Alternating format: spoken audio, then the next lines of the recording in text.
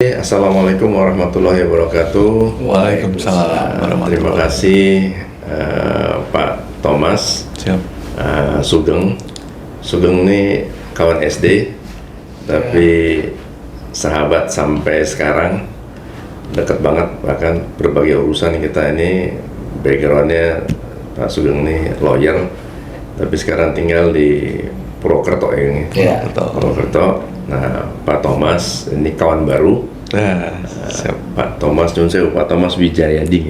Pak Thomas Wijayadi. Ini kawan baru yang bawa Sugeng. Kita akan cerita mengenai program makanan bergizi gratis Ya. MBG. MBG. Pak Thomas. Karena mungkin banyak orang yang belum tahu kira-kira teknis pelaksanaannya bagaimana. Apakah kemarin ada diberitakan dulu ya, sepengetahuan saya pernah diberitakan dulu bahwa ini program ada berbagai dinamika lah, gitu ya, dan berbagai dinamika. Nah, mungkin dari sini saya ingin kita mendengarkan langsung dari pelaku ya.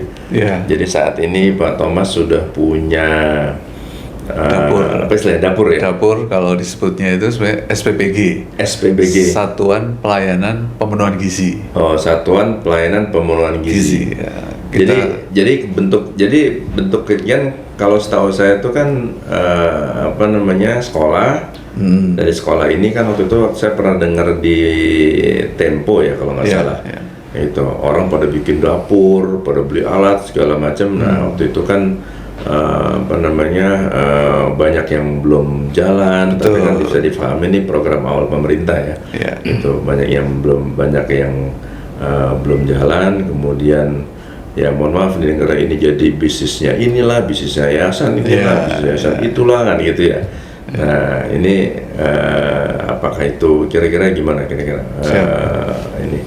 Ya, jadi memang program ini kan baru mulai, seingat saya 6 Januari 2025. Itu dapur pertama di beberapa tempat yang mulai dibikin dan sudah ada Badan Gizi Nasional di situ.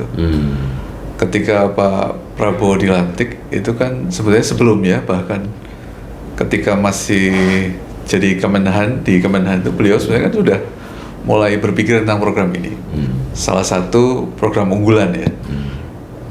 Apakah PSN atau enggak mungkin legalnya lebih tahu. Tapi dasarnya adalah Perpres. Perpres, kalau nggak salah Perpres 83 tahun 2024. Penugasannya itu ke BGN, Badan Gizi Nasional. Tugas mereka tentunya pemenuhan gizi ke anak-anak nih, anak-anak sekolah. Mungkin dengan data stunting dan sebagainya. Pemerintah ingin memastikan bahwa akses makan bergizi oleh anak-anak siswa atau sekolah di Indonesia, pengennya Pak Prabowo dipastikan melalui program ini. Jadi dengan sasaran sekitar 80 juta kalau nggak salah penerima manfaat. Nah, disebutnya penerima manfaat. Makanya di situ ada penerima bantuannya adalah siswa sekolah dari mulai PAUD, TK, SD, SMP, SMA. Nah, jadi sasarannya itu mereka. Kemudian untuk sekarang ini ada sasaran lagi adalah ibu hamil dan menyusui sama balita. Disebutnya B3. Jadi mereka lah. Kalau ibu hamil dan balita berarti medianya lewat apa ya? BKKBN. Oh, BKKBN. Kita koordinasinya dengan BKKBN, kan mereka punya kader ya di tiap-tiap posyandu itu. Nah, itu nanti mekanismenya diatur dapur berkoordinasi dengan posyandu. Nanti ada kader yang kemudian untuk penyalurannya. Kalau di siswa kan ke sekolah-sekolah nih, gitu. Dari SPBG mendistribusi makanan ke sekolah-sekolah. Nah, tapi memang kalau tadi disebut sama Pak Tias itu ada yayasan yang kita pahami. Jadi saya di sini sebagai mitra. Disebutnya mitra BGN, mitra jadi mandiri. Mungkin jangan salah dulu nih para pemirsa, bahwa Pak Thomas ini adalah mitra ya, Mitra. bukan ASN, Bukan, bagian dari pemerintahan, Bukan, sama sekali bukan. Adalah mitra yang memang voluntarily, artinya menjadi berpartner ya, bermitra dengan bermitra dengan BGN. Betul. Jadi ada memiliki proses, makanya tahu ini semua karena udah bermitra menjalani. Nah, tunggu sebelum saya pengen tahu dulu nih, sampai kemudian ketemu Sugeng nih, kawan saya yang di Purwokerto gimana ceritanya? Kita sama-sama pelaku kuliner, Pak, di Purwokerto. Iya kan. Pak Sugeng punya warung makan tradisional, gitu. Kalau saya di coffee shop lah gitu. Iya. Informasi tentang BGN Tuh, sendiri. by the way, itu lu masih ada kan? Mandi jarang. Mandi Wapi masih. Ciri khasnya. Pak Sugeng sering sharing. Kalau ngobrol sama sampai jam 1 gitu ya. Sama teman-teman itu. Asli Purwokerto juga? Kalau saya asli Purwokerto. Iya. Asli Purwokerto. Nah itu pembicaraan tentang BGN sendiri dari kafe, Pak. Karena banyak tamu kan. Suatu saat ada tamu bicara, Pak mau ikut nggak? Ini ada sekolah mau bikin catering gitu. Info awalnya hanya begitu. Catering ya. Ya udah deh, coba saya ikut. Ternyata di situ yang datang, banyak bapak-bapak lah apa. Ada dari Pemda bilang gitu, terus dari kabupaten lain, Wonosobo, Purbalingga. Akhirnya saya ngikutin tuh ceritanya. Itu masih di bulan Desember, di mana simpang siur dapur masih tinggi tuh. Untuk menjadi mitra harus begini, harus begitu. Ada dulu katanya bayar dulu sih. Itu benar tuh Pak, ada tuh. Terjadi Pak, terjadi. Jadi kalau saya bilang gini, ini sebenarnya orang buta meraba gajah nih. Saya ketemu orang yang mengaku vendor, gitu, vendor BGN. Bapak kalau mau jadi mitra, kepengen jadi mitra BGN melalui kami, dan nanti akan dapat titik asal beli peralatannya dari kami. Ada versi begitu. Saya juga kemarin 6 bulan lalu pernah ditawarin tuh. Iya, sekitar 6 bulan kan. Iya, food tray, stainlessnya, kompor, semuanya. Iya. Itu harus dari mereka. Karena mereka mengaku vendor gitu. Terus saya di rapat itu. Jadi ini rapat acara mereka sebenarnya. Mereka ngundang banyak orang. Acaranya BGN atau acaranya vendor ini? Acara vendor. Mereka ngundang banyak orang. Kebetulan saya tuan rumah di situ. Jadi saya disuruh ikut nimbrung. Di kafenya Pak Thomas itu? Iya, di kafe. Terus juga udah ikut belum? Belum ikut. Terus sampai cerita, pokoknya kalau Bapak mau ikut, harus beli peralatan dari kami. 1,2 miliar Pak, bilangnya gitu. Oke. Peralatannya Iya, karena saya kemarin dengar di berita-berita tuh orang udah pada investasi dapur 2M gitu, 2,4 gitu ya. Terjadi itu. Dan karena waktu itu kan belum ada dapur running juga Desember tuh. Sehingga memang pada saat awal penugasan tentang MBG ini kan sempat ke Kemenhan, kalau nggak salah begitu, sebelum BGN tuh. Sehingga peranan Kodim kalau di daerah kan Kodim ya, itu cukup besar dan akan jadi koordinator lah. Nah, vendor ini kan kalau saya bilang ya nakal lah kategorinya, karena mengaku-ngaku BGN. Gitu. Setelah kita terlibat lebih jauh, tapi tanpa saya kehilangan apapun ya dengan mereka, terbukti mereka itu hoax lah gitu. Nggak benar, infonya nggak benar, sehingga saya tidak berhubungan lagi. Terus di tempat yang sama juga, hanya selang waktu berapa hari ada relawan Pak, lagi ngobrol. Saya gabung karena saya suka ngobrol ya sama tamu. Kok tulisnya relawan itu, seragam. Relawan apa nih Pak? Relawan, tulisnya relawan Prabowo Gibran gitu. Ada. Jadi saya tertarik, ternyata mereka sedang nunggu tamu dari Jakarta. Tadi itu di kafenya? Di kafe juga, iya Pak. Oke. Jauh nggak sih dari tempat itu kafenya? Lumayan, 3 kilo. Ya. Ke arah kota Purwokerto-nya. Ya. Nah, sehingga ngobrol, semua dari obrolan sebenarnya. Kok bicaranya dapur lagi nih, gitu kan? Dapur. Mereka bicaranya versi relawan nih. Makanya saya tidak bilang, ini semua orang buta meraba gajah. Iya. Versi vendor begitu, versi relawan adalah mereka diberi porsi gitu untuk di depan program ini. Oke. Saya ikutin sampai saya ke Jakarta. Ke tempat relawan ini, ke markasnya beliau-beliau itu. Saya ketemu ketua umumnya, saya ketemu mungkin tadi Pak Tias bilang yang di Tempo dibahas. Saya ketemu orang-orang itu semua. Tapi kesimpulan saya ini juga masih tidak benar, gitu loh. Karena semua bicara mengedepankan kalau Anda mau jadi mitra, beli peralatan di kami, harus transfer uang di depan, sekian. Nggak masuk akal. Saya orangnya penasaran nih. Lain kesempatan, tapi dalam waktu dekat, saya akhirnya sumber utamanya kan pasti BGN ya, Pak. Saya ke BGN, Pak. Sendiri itu? Saya sendiri. Nggak pakai.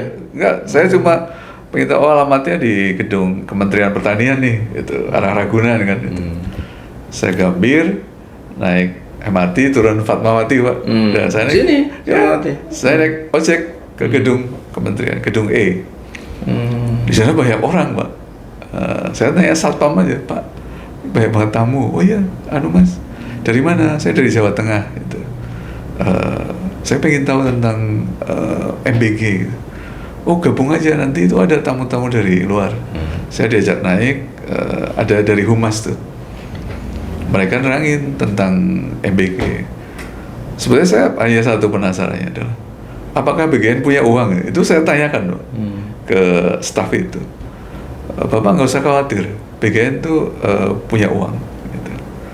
Dan yang paling mengena di saya itu waktu itu gini, BGN itu butuh banyak sekali mitra. Karena BGN nggak mungkin membangun semua dapur, nggak mungkin. Jadi saya tambah pede nih, Pak. Saya langsung ngegas pulang ke Purwokerto itu, saya ngegas pembangunan, Pak. Pembangunan dapurnya, gitu. Padahal di situ diterangin tuh. Diterangin bahwa jalur yang benar tuh begini. Saya harus melalui yayasan itu. Oh, jadi harus yayasan yang bermitra. Yayasan. Oh, kalau itu benar ya? Betul. Yang bermitra harus yayasan itu betul. Betul. Itu 100% betul. Tapi yayasan ini siapa aja boleh? Siapa aja boleh. Bahkan ada persyaratannya nggak yayasan? Yayasan tentunya yayasan aktif ya, yang sudah terdaftar di legalitasnya sudah jelas ya, lengkap. Kemudian yayasan itu kalau sekarang itu boleh, jadi yayasan punya mitra dapur nih, boleh 10 kalau di dalam satu provinsi. Misalnya kedudukan yayasan kita di Banyumas tuh, Jawa Tengah. Banyumas tuh berapa Jawa Tengah? Dari mana? Semarang? Dari Purwokerto? Ya itu Purwokerto kan ibu kota Banyumas nih. Gitu. Jadi yayasan kita di Purwokerto boleh membawai atau merekrut 10 mitra dapur sepanjang kedudukan dapurnya ada di Jawa Tengah. Pokoknya satu lokasi. Yayasan ya, satu provinsi. Satu provinsi. Kalau provinsi apa kabupaten? Provinsi. Jadi satu yayasan satu provinsi. Satu yayasan satu provinsi. Itu boleh 10 dibatasi. Jadi untuk menjadi mitra itu yayasan harus terverifikasi dulu di sistem BGN. Ada namanya portalnya itu Mitra BGN. Mitra BGN itu terbuka kok, semua bisa mengakses. Update berita tentang berapa dapur yang hari ini sudah berjalan, itu tercantum. Coba ya, kita sambil ini ya, saya sambil belajar. Mitra BGN.com. Mitra BGN. Oh, Mitra BGN. BGN Mitra BGN. Betul. ID. Kalau mau mendaftar itu boleh. Jadi bikin account dulu ya. Bikin account. Siapin legalitas yayasannya semuanya. Dari akte pendirian, NIB-nya, itu NPWP-nya. Kemudian rekeningnya gitu, terus laporan SPT-nya gitu misalkan. Jadi ini yang daftar ini yayasan dulu. Masuk ini ya, nih ada nama ketua, nama ketua, emailnya harus ada, nama instansi, ada NPWP. Betul. Oke. Jadi itu yayasan kalau daftar. Simpel banget nih ya daftarnya ya. Pak. Semua bisa daftar. Sebetulnya bisa bisa di sekarang ya Iya, terus. bisa. Kalau sudah akan terverifikasi yayasannya. Nah, karena ada NPWP di sini, iya. ya kan? Kalau ada NPWP berarti udah terdaftar. Betul. Jadi artinya nanti BGN akan bekerja sama dengan yayasan ini, sebagai penyalur bantuan. Baru kemudian saya nih mitra bekerja sama dengan yayasan itu. Saya punya titik dapur di Kecamatan Wangon nih misalkan. Saya bekerja dengan yayasan yang sudah terdaftar, terverifikasi. Nah, baru lokasi saya diverifikasi dulu sama sistem juga. Nanti kalau sudah masuk, gitu. BGN itu selalu menyempurnakan sistem menurut saya. Jadi ini nyuwun sewu, kan Pak Thomas udah punya akun ya? Udah. Ingat nggak bisa? Oh enggak, admin saya yang punya. Admin. Iya. Sebetulnya malah lebih baik yayasannya yang punya. Iya, maksudnya enggak ada. Jadi di situ itu akan verifikasi lokasi itu dengan mudah terbaca nih. Ketika saya hari ini mengajukan lokasi di Kecamatan Wangon misalnya. Jadi tunggu saya sebelum saya ini, kan saya kan ada yayasan di Jakarta nih, di kantor TU Center. TU Center kan ada yayasan. Di Jakarta. Berarti hanya boleh 10 di Jakarta. Boleh 10 kalau semua di Jakarta. Bapak boleh di Jawa Tengah, tapi jatahnya ya 5. Oh gitu. Di luar Jakarta. Jadi kalau kita mau bikin bisa pakai yayasan gue, tapi cuma 5. Hanya 5. Oh, bisa. Kita ada 2 yayasan tuh. Nggak perlu bikin yayasan baru kalau sudah ada yang berjalan. Kan sudah lengkap pasti ya. Gitu. Nah, terus sekarang hanya maksimum 5 kalau di tempat lain. Di luar provinsi. Oke. Gitu. Iya. Nah, kalau sudah titiknya mana? Oh, Pak Sugeng nih mau bikin di kecamatan apa? Purbalingga misalkan, Pak. 5 itu boleh. Harus di satu provinsi atau 5-nya itu boleh di luar provinsi DKI berarti ya. Tapi di mana aja boleh. Di mana aja boleh. Oh, jadi misalnya ini ya TU Center di Jawa Barat, satu Jawa Barat, satu tapi maksimum 5. Maksimum. Gitu. Itu sistem yang ya mungkin sampai hari ini itu yang dipakai ya, Pak. Iya. Kuotanya. Iya. Jadi di mitra BGN itu akan muncul yayasan A, misalnya TU Center nih, Pak. Sudah diverifikasi, kuotanya berapa? Iya. Akan muncul, Pak. Iya. Pasti 0 dari 10 nih kalau. Jadi baru dipakai 0, belum dipakai. Tapi kalau Bapak kasih titik di DKI, karena kedudukannya DKI, langsung udah 1/10, gitu kan. Tapi kalau begitu Bapak lompat ke Jawa Tengah, langsung 2/5. Hanya gitu. Artinya hanya boleh 5. Gitu. Jadi itu sistem. Terus terkait sama koordinat dapurnya juga begitu, harus diverifikasi, Pak. Karena terkait apa? Terkait radius. Jadi dapur itu bicaranya adalah, atau SPBG itu bicara radius pelayanan. Boleh 6 km atau maksimal mungkin kalau di Jawa 20 menit perjalanan distribusi. Karena pasti makanan harus terjamin dong. Jangan sampai kelamaan itu. Kebetulan kalau kota-kota di Jawa mungkin deket, Pak. Iya. Tapi kemarin pas saya berkunjung lagi ke BGN, saya ketemu teman dari Kalimantan Tengah. Kasusnya juga rumit, beliau udah banyak keluar uang lah, dapurnya belum running. Beliau cerita bahwa dapur di sana, di Kalimantan Tengah, saya lupa kecamatannya, jarak sekolah itu bisa 20 kilo. Nah, saya tanya kepada SPPI yang sudah bertugas nih. SPP itu apa? Sarjana Penggerak Pembangunan. Nah, nanti sampai ke situ. Jadi saya tanya, di Kalteng itu ada angka kemahalan nggak gitu, untuk bahan baku misalnya? Dilihat daftarnya, ternyata nggak ada.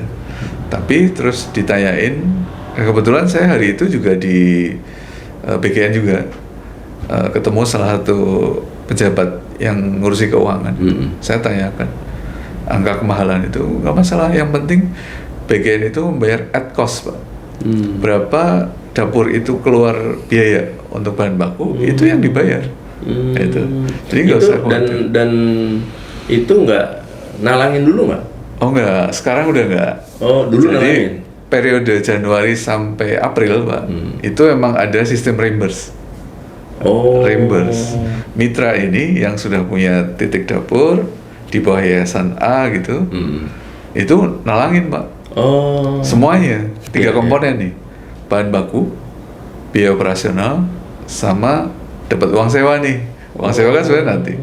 Tapi yang harus ditalangin kan dua ini, bahan baku sama operasional. Itu sampai dengan April terjadi, Pak. 2 minggu tapi, dan itu beres semua. Nah kemudian Mei itu sudah mulai diterapkan virtual account. Jadi BGN itu membuatkan virtual account yayasan tadi. Yayasan untuk dapur di Wangon, misalnya di tempat kami, dapatlah saya email sebagai PIC yayasan. Jadi tiap titik dapur itu ada PIC yayasannya. Nah, gitu. Akun virtual account-nya pun per dapur ya. Iya, karena kan kalau dananya yayasan, bisa ada moral hazard lagi tuh. Moral hazard lagi. Ya per dapur. Jadi begitu ada dapur, yayasan akan dibikinkan satu virtual account. Betul. Nah, tapi kapan virtual account itu bikin? Nah, ternyata gini, dapur itu BGN itu menugaskan SPPI, Pak, Sarjana Penggerak Pembangunan Indonesia. SPPI itu bagian dari BGN. Saat ini sudah ada 3 gelombang SPPI, batch 1, batch 2, sama yang baru lulus kemarin itu batch 3. Ini dilatih militer, Pak. Oh ya? Iya. Batch 1 itu 7 bulan kalau nggak salah, yang batch 2 6 bulan mungkin. Ini kira-kira 1000 anak, sarjana, Pak. Harus sarjana. Semua jurusan memang.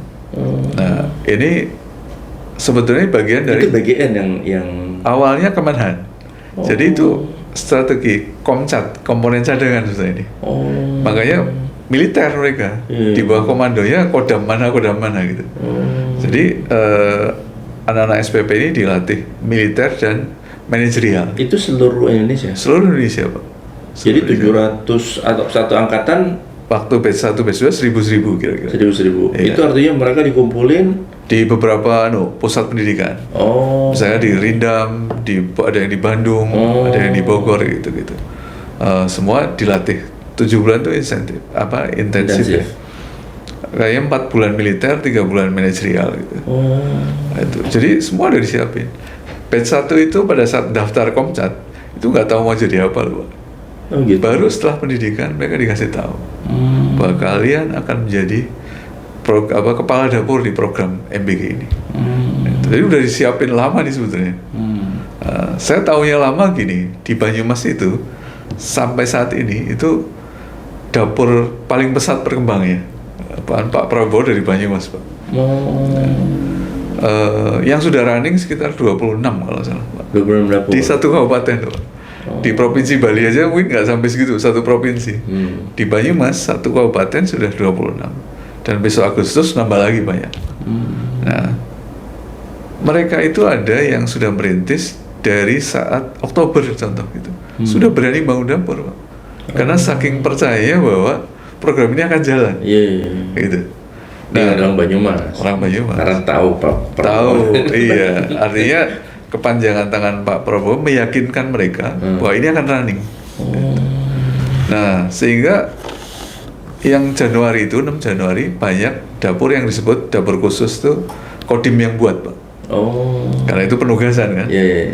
Nah, yang relawan ini yang relawan pertama itu Februari. Jadi yang relawan ini itu emang relawan ya, pure relawan. Tapi yang setahu saya di Banyumas ini pun merekrut orang biasa kayak kita, Pak, untuk mendirikan dapur. Bahkan dapurnya masih termasuk kecil lah ya. Karena BGN itu kemarin waktu ada acara di Purwokerto itu, salah satu deputi itu cerita bahwa BGN pun mempelajari dapur di Bogor kalau nggak salah. Ada satu dapur yang jadi percontohan terus. Kenapa keluar angka 10.000 untuk bahan baku, 3.000 itu kan hasil pelajaran mereka juga gitu. Nah, itulah sampai keluar kebijakan seperti sekarang. Nah, miss-nya itu yang di awal itu yang orang buta meraba gajah itu 15.000 iya terinformasi, Pak. Tapi dikiranya bahwa itu bisa diolah oleh mitra. Padahal nggak ada. Mitra itu hanya dapat ketika mendirikan sarana prasarana, ya hanya dapat Rp2.000 sebagai kalau sekarang disebutnya insentif nih, atau sewa sebenarnya kan. 2.000 apa? Rp2.000, 2.000 Pak, 2.000. Yang 3.000 adalah biaya operasional. bayar karyawan atau relawan tuh yang 47 orang. Jadi kita itu merekrut 47 orang di radius 500 meter lah dari dapur. Itu, nah tunggu, mungkin kita runutkan dulu Pak Thomas. Jadi yayasan bekerja sama, MBG bekerja sama dengan BGN bekerja sama dengan yayasan. Yayasan bekerja sama dengan mitra. Mitra ini berarti fungsinya adalah menyiapkan fasilitas. Betul. Sarana prasarana. Gedung, perlengkapan masak, gitu ya. Kemudian alat makan itu food tray-nya, kendaraan distribusi. Gitu. Inilah yang sebenarnya komponen yang disewa. Oke. Gitu. Kalau operasional fasilitas itu oleh mitra? Oleh BGN yang Rp3.000. Oh, 3.000. Iya. Jadi 2.000 itu pure sewa. Sewa toh. Iya. Oh, tidak dikurangi. Tidak misalnya alat masak rusak. Enggak. Itu masuk di situ kali. Iya, nanti ada yang sifatnya investasi nih contoh. Misalkan kendaraan itu bannya meletus, itu bisa kok diklaim gitu. Oh, bisa direimburse. Direimburse dari yang 3.000. Yang 3.000. Oh, 3.000. Jadi intinya penyedia ini harus menyiapkan tanah, bangunan, alat masak, alat makan, sama kendaraan distribusi. Oh, gitu. Itu agak detail sedikit ya Pak. Ini karena ini kan pemahaman banyak orang nih. Iya, karena ini kan kemarin tuh kan Sugeng telepon saya gitu kan. Kita bikin dapur gini kan gitu kan. Intinya ini ada tetangga gue sama pemilik kafe ngerjain itu gimana bahasa lo Kang? Ya, aku pikir karena di daerah kan lagi sepi semua, usaha semua lagi sepi. Kebetulan ketemu Pak Thomas satu kali di jalan, kita bilang mau cerita MBG nggak jadi, kebetulan ada tamu di rumah, di warung nih. Tempat lo? Ya, tamu di warung nawarin MBG tapi pakai uang di depan. Karena aku saking gelap, buta huruf kayak si buta gua hantu, ya kayak tadi Pak Thomas nggak ngerti. Cuma pengen sih apa sih ini? Akhirnya aku bilang sama tamu, kalau kayak gitu saya panggilin teman saya yang sudah running nih, si dapurnya. Aku telepon Pak Thomas, kebetulan beliau mau ditungguin sama tamu, cerita berbeda dengan tadi yang aku dikasih harus keluar uang di depan. Arahan sama tamuku harus pakai uang. Dulu ada orang yayasan yang dari Jakarta juga yang datang ke daerah mengatasnamakan jenderal Pak. Berarti ini marketing lah, marketing ya. Setiap orang cari rezeki dengan caranya masing-masing, kan gitu ya. Makanya aku ngajak Pak Thomas datang supaya sharing nih sama orang yang datang ke warung aku dan datang ke tempat TU Center ini juga buat sharing buat masyarakat atau yang semua yang menonton ini juga paling tidak mengerti ya. Iya betul. Itu ya Pak Thomas ya. Dari pelaku, dari pelaku. Oh gitu. Tapi Pak Thomas lupa dicerita yang tadi ada dari BGN 4 orang ini tenaga ahli ini siapa nih yang menggaji dia nih selain 47 tadi itu pertanyaan yang belum sampai. Tadi mungkin kembali ke yang urutan tadi ya. Itu lebih detail lagi tuh. Mungkin kita urut dulu nih. Yayasan kerja sama BGN itu bentuknya PKS, perjanjian kerjasama. Itu sudah diverifikasi oleh BGN tuh ya. Ini yayasan bukan yayasan abal-abal, ada legalitasnya karena tadi saya lihat nyangkut di NPWP, karena yayasan tuh begitu udah ada NPWP berarti dia udah terakhir di AU buat nyambung semua tuh kan gitu ya. Aman itu. Domisilinya udah jelas gitu ya. Kemudian PKS utamanya adalah dengan yayasan itu. Nah, kemudian baru si yayasan dengan mitra kan. Iya. Ada 10 mitra misalkan. 10 mitra ini harusnya juga ada kerjasama sendirilah dengan yayasan. Gitu. Nah, lokasinya yang menentukan BGN. Yang memverifikasi. Pengajuannya dari mitra. Oh, tetap pengajuan dari mitra. Saya mitra nih, saya punya, jadi boleh membangun gedung dari nol, gitu Pak. Atau merehab bangunan yang sudah ada. Kalau ketentuan itu seharusnya luas lantainya 400 meter persegi. Luas lantainya, luas lantai bangunan. Ini. Iya, fasilitas. 400 meter persegi. Tanahnya bisa lebih lah. Itu kalau dari nol ada standar denahnya tuh. Yang dikeluarkan oleh petunjuk teknisnya ada. Yang paling penting di situ adalah mau bangun maupun rehab, kita harus memperhatikan alur kerja. Karena itu penting ya. Ini kan sebenarnya mengarah ke industri ya. Industri. Jadi selain spesifikasi tentunya alur kerja dulu. Dari barang masuk, bahan baku nggak boleh ketemu sama barang kotor. Misalnya barang kotor tuh food tray yang dari sekolahan itu kan kotor. Itu nggak boleh ketemu. Apalagi nanti setelah produksi keluar sebagai makanan yang siap didistribusi itu nggak boleh ketemu, Pak. Alur kerjanya. Karena takut kontaminasi. Dan itu dari BGN juklaknya lah kira-kira itu udah lengkap. Udah lengkap. Di situ ruangan yang harus ada apa aja? Contoh, ruang pencucian food tray. Kemudian ruang penerimaan bahan baku. Gudang kering, gudang basah. Kemudian ada ruang cuci bahan baku. Ruang cuci daging juga harusnya kan terpisah nih sama cuci sayur gitu. Karena motong daging kan ada bakteri gitu kan. Nah, itu harus bisa tuh. Kemudian ruang produksi basah. Habis itu baru ruang pemorsian. Nah, otomatis itu menyangkut tim yang kerja juga. Gitu. Nah, kerjasama ini yang tadi urutan itu, mitra nyiapin semuanya nih. Itu juga diverifikasi, Pak. Jadi tidak semua lolos begitu aja enggak. Sekarang muncul lagi spesifikasi yang lebih ketat lagi, semua harus permanen, Pak. Kalau dulu era-era sebelum Januari itu atau sebelum April itu, karena mungkin kebutuhan BGN ya agar dapur ini merata gitu, ya masih ada toleransi lah. Dulu ada food grade namanya, jadi tempat makan yang masih plastik itu sebenarnya dibatasi 5 kali pemakaian. Jadi BGN itu sebenarnya mengacunya nanti kalau sudah ada 2000 dapur atau lebih itu, BGN akan ada sertifikasi. Dapur itu disertifikasi. Dapur itu akan disertifikasi, di appraisal juga. Karena masuk dapur yang memenuhi standar bener, yang dibangun kalau tadi Pak Tias bilang 2,5 miliar gitu, dengan dapur yang dibangun mungkin 800 juta, masuk sewanya sama. Itu kan harusnya ada pemisahan dong. Kendaraan yang dipakai misalkan, ada yang memang tahunnya baru dengan tahun lama, mestinya kan nilai price-nya beda. Nah, itu yang akan dilakukan oleh BGN itu. Jadi ada dapur kelas unggul yang memang berat atas sewa 2.000. Mungkin ada grade di bawahnya yang akan dapat 1.500.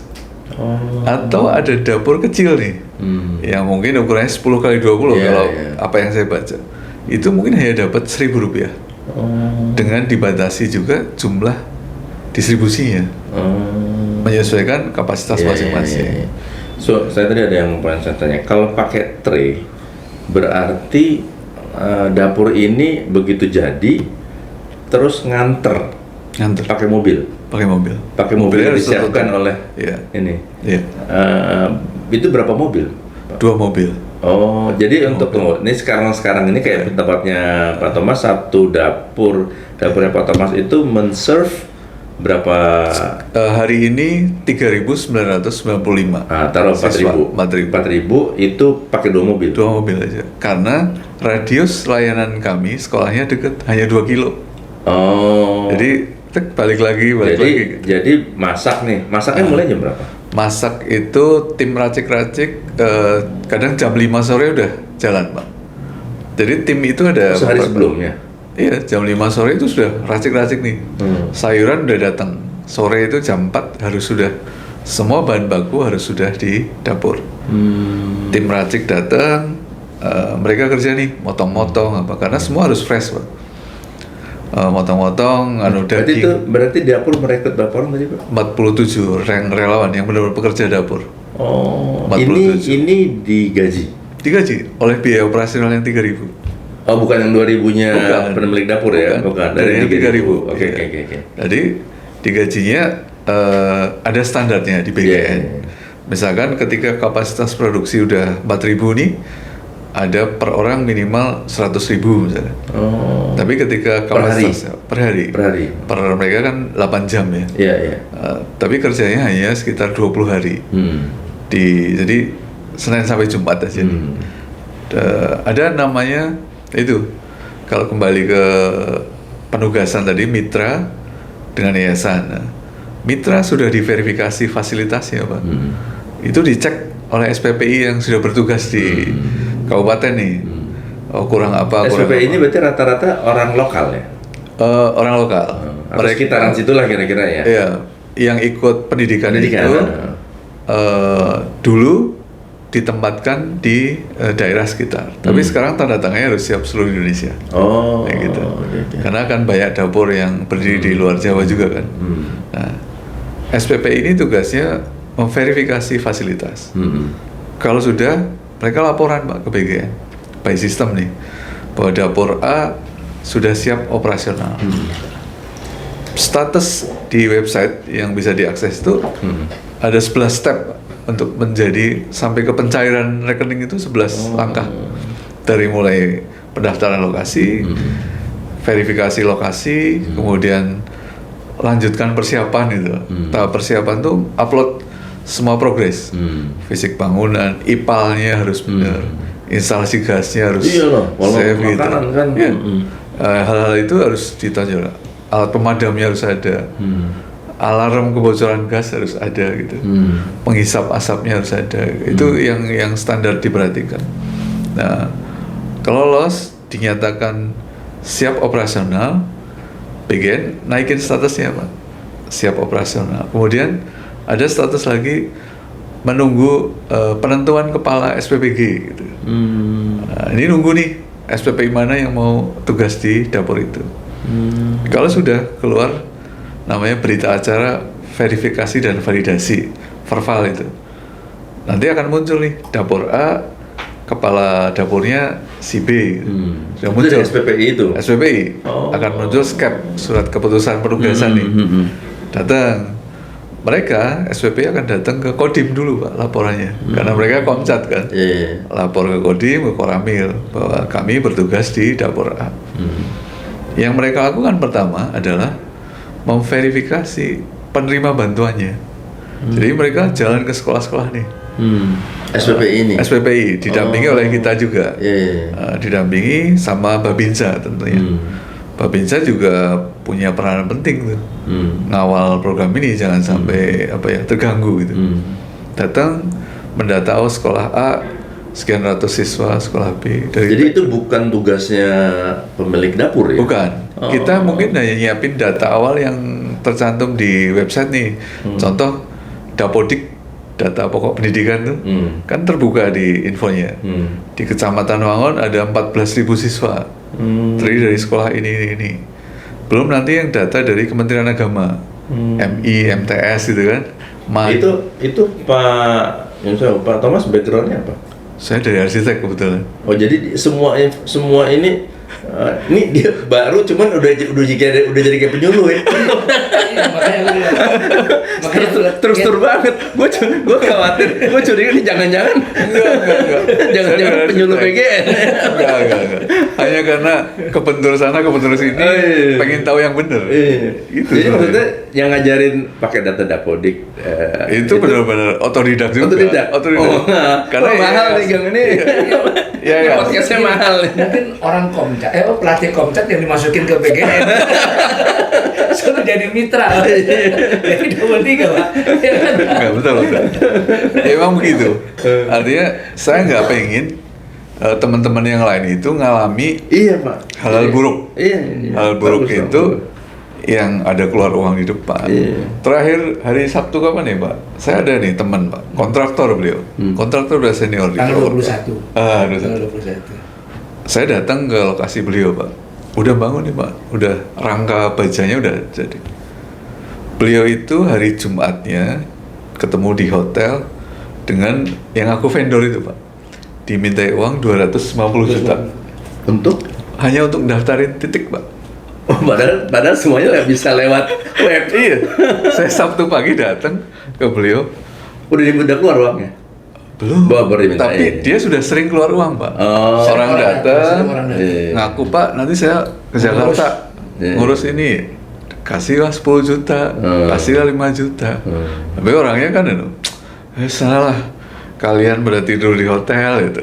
Dia udah, ya udah saya memang bodoh gitu, artinya gitu ya.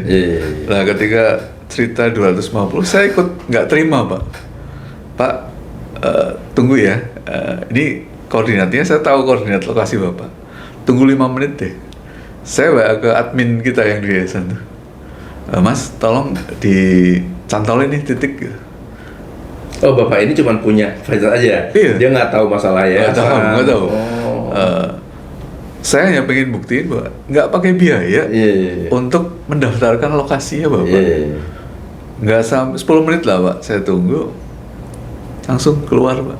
Nih Pak, lokasinya Bapak sudah terdaftar di sana. Kita tinggal tunggu verifikasinya. Ini kan baru ngajuin nih. Ngajuin aja dimintai duit 250 juta Pak. Kan gila itu. Itu yang, ya itu saya bilang Pak Sugeng. Makanya saya hadir ketika ada temannya Pak Sugeng, itu termasuk kelompok yang begitu tuh. Jadi korban-korban. Korban, Pak.